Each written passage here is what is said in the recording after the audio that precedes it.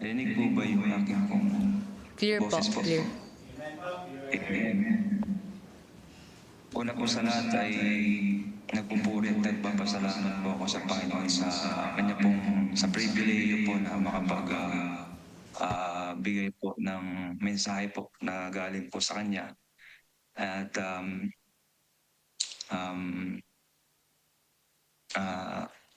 medyo kinakabahan ako pero ayun po, sige po at tayo po ay mag-aral na po ng salita po ng Panginoon. At iniimbitahan ko po ng bawat isa ay buksan po natin ang ating mga Biblia sa Exodus chapter 15 verse 11. Exodus chapter 15 verse 11. At akin na naman pong basahin. Atin niyo pong sundan po sa inyo pong mga mata. Okay, so Exodus chapter 15 verse 11. Who is like unto thee, O Lord, among the gods? Who is like thee, glorious in holiness, fearful in praises, doing wonders? Tayo po ay panandaliang yumuko, pumikit at manalangin. O dakila namin Diyos na Ama namin po na makapangyarihan sa lahat.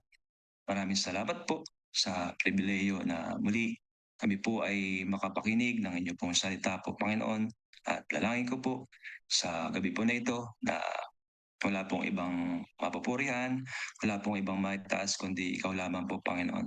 At muli po, may you give us wisdom and understanding to sa pakikinig po ng inyo pong salita. At nawa po ang banal na Holy Spirit, siya pong gumabay po sa amin at magbigay po ng katalinuhan, wisdom, and nawa po ay hindi lamang po namin ito mapakinggan, kundi makita po sa amin pong buhay po yung pong mapapag-aralan po namin sa gabi po na ito. About po, Panginoon, ito sa pananalangin at bakit po kailangan na ikaw po yung maging focus po sa amin pong panalangin. At napaka-importante po nitong pag-aaralan po namin sapagkat madami po ang nagpupunta po sa bahay-sambahan ng hindi po nila alam po yung reason and the reason why we come to church, especially sa prayer, ay to magpasalamat po sa ginawa niyo pong pagliligtas sa amin. And yun po yung gusto pong yung ipunto po, Panginoon, dito na dapat na ang focus po namin sa amin pong pagsamba ay yung pong ginawa mo po, Panginoon, na pagliligtas na at wala pong ibang nakagawa po ng Panginoon kundi ikaw lamang po. Salamat po, Panginoon. Patawad nga po sa lahat po ng aming nagawang pagkakasala sa aming pong isip, sa aming pong salita, at sa aming pong gawa. In Jesus' name we pray. Amen. So, all right. So, tayo po ay mag-aral na po, ano? So, 7:06. 7:06. So, ito pong ating pong text na binasa ay dito po sa Exodus chapter 15 verse 11. Ang context po nito ay Moses and the children of Israel sang to the Lord. So bakit nga po ba makikita po natin dito na bakit po sila umaawit, ano? Sa verse 1 ng chapter 15 verse 1, makita po natin dito yung reason kung bakit po sila umaawit. So sabi po diyan, then sang Moses and the children of Israel this song unto the Lord, and spake, saying, I will sing unto the Lord, for he hath triumphed gloriously.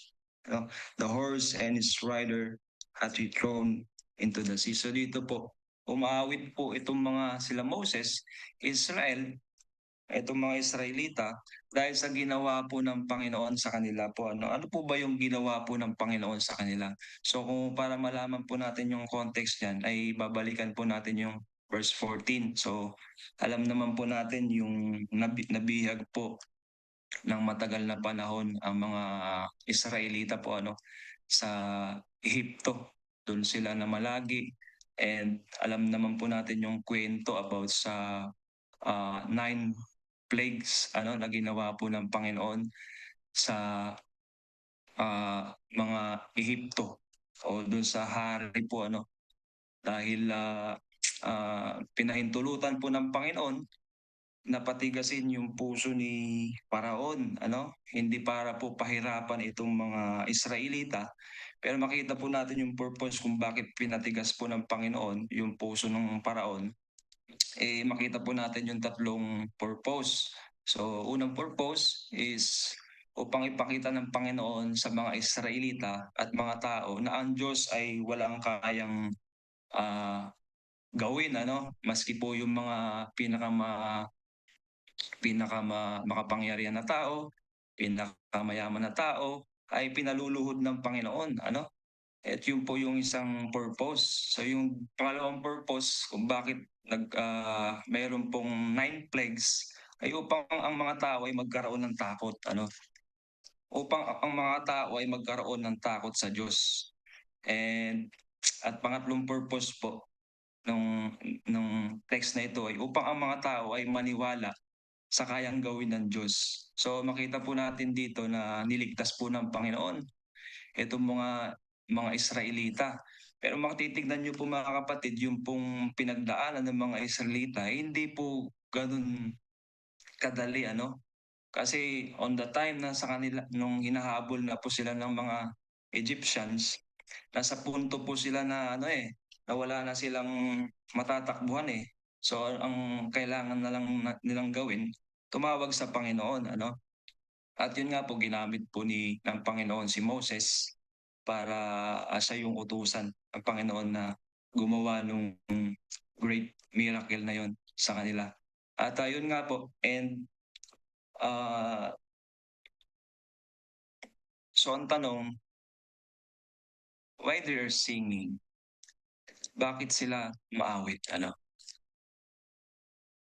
They are singing because they saw and experienced the glorious works of God to them. So nakita nila yung kamangha-mangha na ginawa sa kanila ng Panginoon. Ang tanong, sino po ang nagligtas sa kanila? Si Moses po ba? Hindi po, ang nagligtas po sa kanila ang Panginoon, Siya po yung gumawa po yung miracle na yun po sa kanila.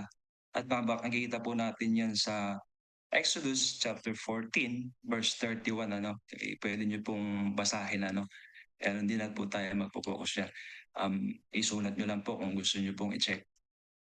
Nakakita po nila yung kamangha-mangha na ginawa po ng Panginoon sa kanila, sabi niya dyan, and Israel saw the great work which the Lord did upon the Egyptians, and the people feared the Lord and believed the Lord and His servant Moses. So naniwala sila na yung covenant ng Panginoon sa kanila, simula kay Abraham, kay Jacob, di ba? Ano ba yung covenant po ng Panginoon sa kanila? Na ililigtas at papalayain sila ng Panginoon dun sa pagkaalipin nila sa mga Ehipto. So dito na-witness nila na niligtas sila ng Panginoon. So again, why they're singing? And another question is, ano po ba yung pag tayo po ay nananalangin, ano po ba yung dapat na mag-focus po natin pag tayo ay nananalangin? What is our focus pag tayo ay nananalangin o nagpapasalamat sa Panginoon? So, truth number 1, dapat tayo ay laging nananalangin at nagpapasalamat sa ginawang pagliligtas sa atin ng Panginoon. So, kagaya po nito sa ating pong prayer meeting, di ba? Yung isa pong reason kung bakit po tayo uma-attend is syempre para po dapat magpasalamat sa ginawang pagliligtas po ng Panginoon. Yun po dapat yung maging focus po natin, Bukod sa madami po tayong gusto, madami po tayong hinihiling. Number 1 na focus po natin, yung makita po natin o dapat ipagpasalamat po natin yung ginawang pagliligtas po sa atin ng Panginoon. Yung kanyang holiness. At pangalawa na lang po, yung mga pangangailangan po natin, And example dito na makikita po natin si Moses and the people of Israel, ano? Kumakanta po sila diyan eh. So masayang-masaya po sila na umaawit dahil nga na-witness po nila yung pagliligtas sa kanila ng Panginoon. Sa verse 1 to 3 po yan ng chapter 15. Nakita po natin. Yun po yung truth number 1. Dapat tayo po ay laging nananalangin at nagpapasalamat sa ginawang pagliligtas sa atin ng Panginoon. And truth number 2 ay dapat po natin siyang purihin sa lahat ng bagay, mga kapatid. Ano? Mabuti man po yung ating sitwasyon o hindi mabuti, kailangan nagpapasalamat po tayo sa Kanya. Ano? Kagaya po kanina, meron akong narinig na testimony na sabi, salamat daw dahil nakahabol siya. Ewan ko, basta may narinig ang salamat daw nakahabol siya sa prayer meeting. Diba? Dapat, in spite of madaming mga iniisip tayo, spite of marami tayong mga struggles, ano, nagagawa po nating isingit na kailangan kong makapakinig ng salita ng Panginoon. To the reason na magpasalamat ako sa Panginoon sa ginawa niya. Ano? Dapat ganoon po yung focus po natin pag tayo po ay nananalangin eh. At kagaya po dito po sa chapter 15 po kasi nahati po kasi ito yung song sa verse 1 to 18. Ano dito nananalangin, yung nananalangin po sila umaawit po sila Moses at ang mga Israelita dahil sa sobrang saya nila, nakita nila yung pagliligtas sa kanila ng Panginoon. At yun naman sa bandang baba ay yan na yung nasa wilderness itong mga Israelita, no? Nagko-complain na sila diyan. Makita po natin na after iniligtas sila ng Panginoon, tinest sila ng Panginoon eh. Yung wilderness diyan eh, 'di ba yung water eh uhaw na uhaw sila. Tapos nagmurmur na sila, nag-complain na sila. And makita po natin dito na dapat ano man yung pong ating pong experience o sa ating pong mapagdaanan, mabuti man o maganda, dapat ang laging focus po natin mga kapatid, yun pong holiness ng Panginoon, yung pong yung ginawa niya sa atin na pagliligtas. Kagaya po nito, sa positive side po tayo dito. Dapat although madami po tayo talagang mga problema sa pang-araw-araw, pero ang dinidiinan po nito pag tayo po ay nananalangin, kagaya po nito, nasa prayer time po tayo, prayer meeting, ang focus po natin na dapat nating i-focus yung tignan, ipagpasalamat, yung pong ginawa po sa atin ng Panginoon. Ano po ba yung ginawa sa atin ng Panginoon, sa atin po mga mananampalataya? Ano po ba yung wondrous? Kasi meron po dyan sa verse 11, yung the word na word na ginamit ay wonders, doing wonders. So, question, ano po ba yung wondrous o kahanga-hanga na ginawa sa atin ng Diyos? Ano po ba yung ginawa sa atin na kahanga-hanga na ginawa ng Diyos? Sa akin, ang wondrous na ginawa sa atin o sa akin ng Diyos ay yung ang Diyos ay nagkatawang tao. Bakit nagkatawang tao ang Diyos? Para maging sacrificial lamb, na hindi naman natin deserve na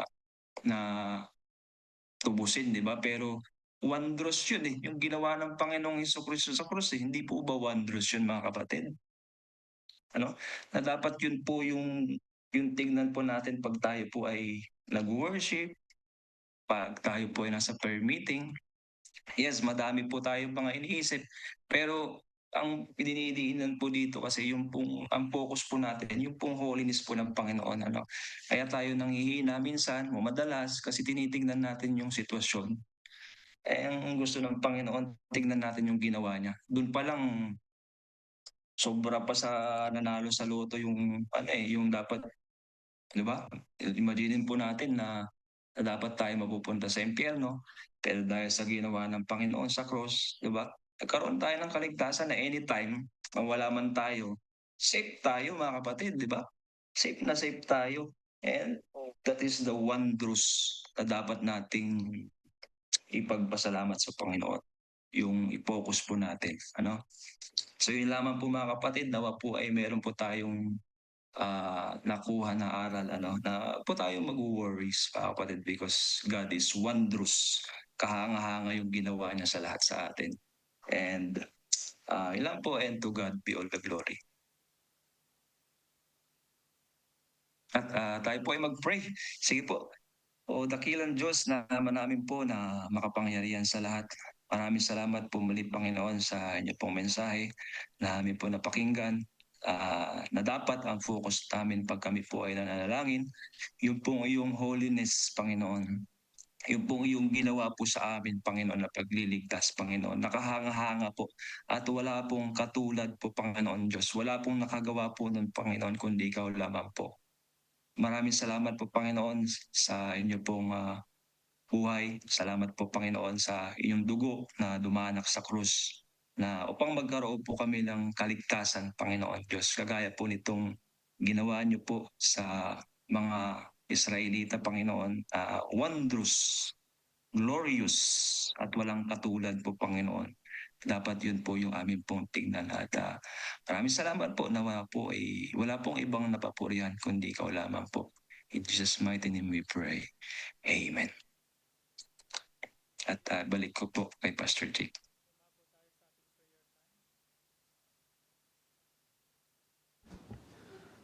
Okay, thank you, Brother Benji. And we will proceed to our prayer time. Brother Benji, same tayo, ikaw ang mag-lead ng prayer sa online. And babahagihin natin yung tao dito by twos. Kay Sister Annalisa, Sister Marjorie, Sister Grace, saka Sister Lawrence, Sister